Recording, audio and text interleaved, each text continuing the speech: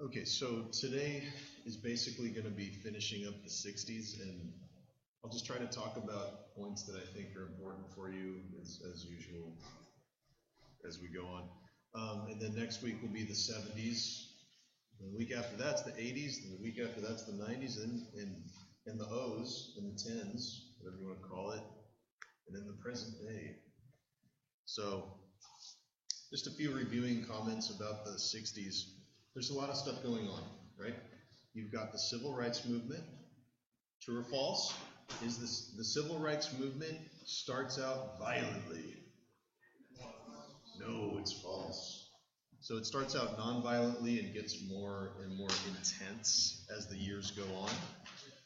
And that's something to remember, and I'm just going to try to reiterate that the civil rights movement is very much a movement where it's a movement of everyday people that do extraordinary things, and the pace of change isn't fast enough. You might remember that John F. Kennedy was a little bit, what's the word? Slow to move on civil rights because he knew that moving on civil rights could jeopardize his re-election chances and split the Democratic Party, and the Southern Democrats wouldn't go along with him. So yeah, that's the political reality of things there. And so the pace of change a little bit slow at the beginning, and then the splintering of the civil rights movement becomes pretty evident as evidenced by folks like Malcolm X, who say, instead of protesting peacefully, we should protest and try to get what we want to by any means necessary. And then you've got other groups such as the Black Panthers that come out, and they're basically very militant and trying to achieve civil rights and equality through kind of like the barrel of a gun, I guess you could say. So the question is, did the civil rights movement end in the 60s? I don't think so. I think it's still going on. If you've been following the news, I mean, geez, the killing of unarmed Black Americans keeps on going. Unfortunately, the statistics are that one African American person is killed every 28 hours in this country, in terms of unarmed Black people. So it's continuing. You could argue that the civil rights movement has not achieved full equality for people, but yet we are a nation in progress, right? I mean, nobody would say that America is perfect. I wouldn't. We're getting there. We're far from perfection. So let's get to the liberal democratic policies of the 60s a little bit. Let's turn down the mic a little bit. Okay, and then we'll talk about the Vietnam War. So let's start out with this. Liberal domestic and foreign policies. So remember, the word liberal basically means Democrats. And what does that mean? It means a little bit more government to help out folks that are disadvantaged. Democrats, I don't know what political stripe you guys are, but what I am is irrelevant. You have to guess by the end of the class. There's your extra credit. Just kidding. No, I'm white. I should be a Republican. No. No, I'm sorry. No, but it's kind of like, yeah, I'm a teacher, so I gotta represent the Dems. No, but liberals basically are all about providing more help from the government to people who are disadvantaged, and also using government's power to help to bring people up who have not had a fair shake in society. Like the poor, minorities, ethnic minorities in America, we should say.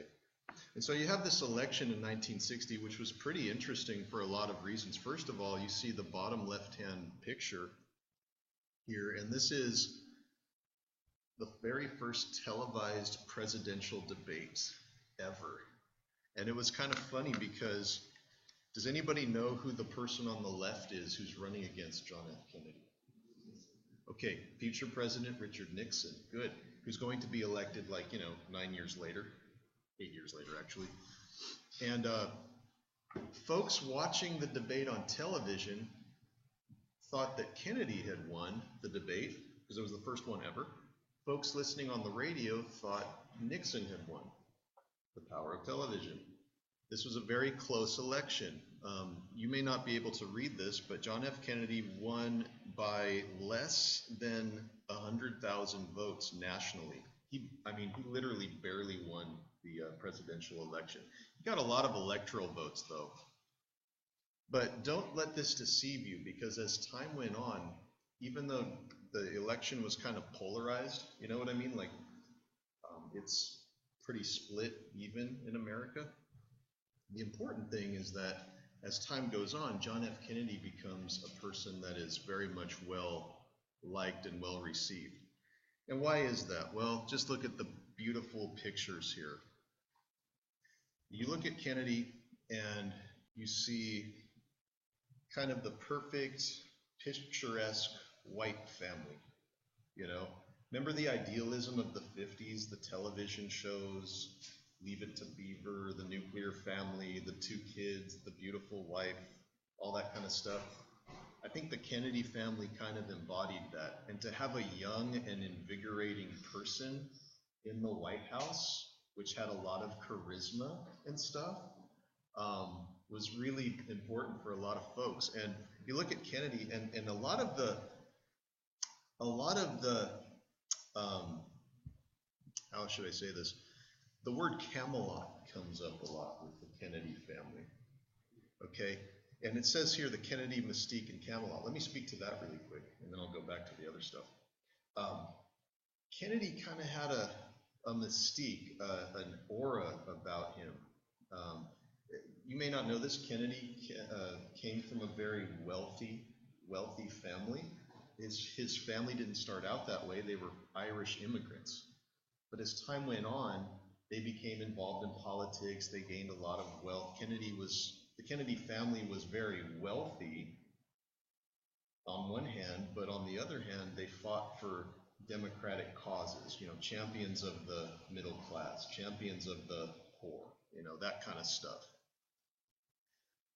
And when people saw him, there was kind of like this attraction to him and his family.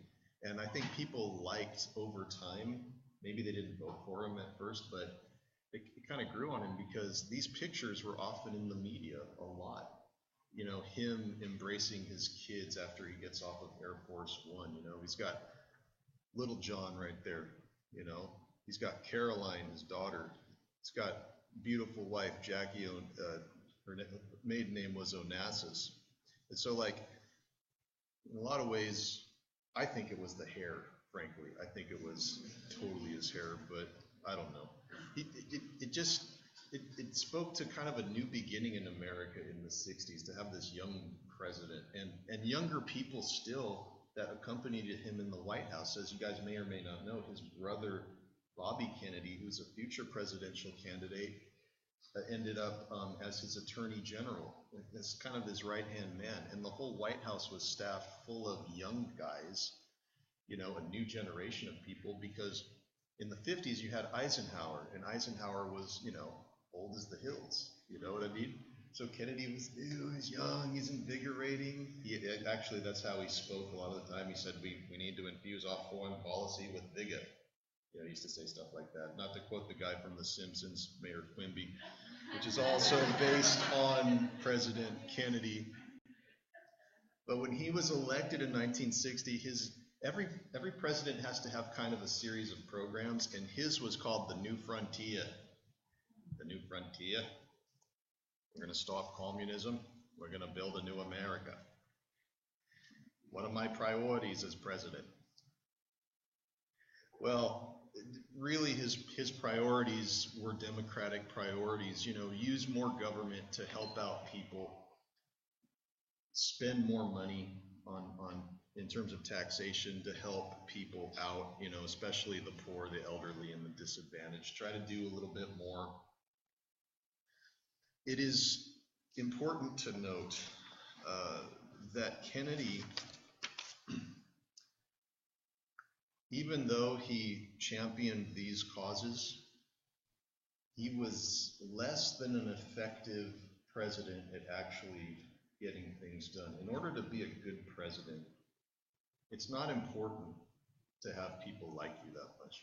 What is important is your ability to work with the Congress, because if they can't work with you, you're not getting anything done. And the one thing, probably the two things that Kennedy was able to do, he wasn't able to do this so much, okay, because Congress maybe didn't see eye to eye with him on that, but he was able to do this. There was, in the 50s, a great economic time, but still the government thought Kennedy thought we could do a little bit better. Kennedy slashed taxes on certain wage earners to kind of put more money in people's pockets. It's always a politically popular thing to cut taxes. I mean, when's the last time you heard someone run for office and they're like, let's raise taxes? Yes. Vote for me and you'll get your taxes raised. No. Kennedy cut taxes on the top earners. He cut taxes on the middle class. And one of the things that he wanted to do and promised to the American people has to do with the picture that you see right there. And his big, I think, foreign policy objective was to sort of beat the Soviets into space. Not just beat them into space, but beat them into the moon, because we had already lost the space race, right? I mean, the Soviet Union put Sputnik up in 1957, and they had put the first man into outer space with Yuri Gagarin way back in the day. So President Kennedy made a very bold proclamation. He says, we're going to put a man on the moon in this decade. Most people thought he was insane because, again, the Soviets had so much success getting to the outer space, and really this was a way to compete with the Soviets and try to beat them in terms of the Cold War, right? The one thing that I think most of his presidency was taken up with, besides the one success that he really did have with this, was the Cold War. When he was elected, he and Richard Nixon differed very little on that issue. They both wanted to basically defeat the Soviet Union. As Kennedy said in his inaugural address, very famously, he said, we're going to pay any price, bear any burden, support any friend, oppose any foe in the defense of liberty. That's basically what he said, okay? So doing whatever you can. The Cold War was that thing, that was the foreign policy issue, Today it's ISIS and ISIL and God knows what else, North Korea. That's cool, we can just send Dennis Rodman over there. But it's like back in the day, the Cold War was the thing, and anything that we could do to gain the upper hand on the Russians would be very important. Missing from Kennedy's domestic agenda from last time is civil rights. As you guys know, Kennedy moved slow on civil rights pretty much because, again, not to belabor this point, he was worried about losing the vote of the Southern Democrats. Because, you got to appease the people that are going to vote for you, okay? Now, guys, got a little thing for you here, all right? Yeah? When the Democrats start passing civil rights legislation, what starts to happen to their support from the South? They start losing it. And then the Republicans start gaining support in the South. And now, today, 2015, we're going to have a presidential election next year. I guarantee you, pretty much almost every state in the South is going to vote Republican. I don't care who they put up there. They could put Marco Rubio, Chris Christie, Arnold Schwarzenegger. I don't care. The South is going to vote red, Republican. But starting with Kennedy, it starts to kind of shift. And again, as as the government starts to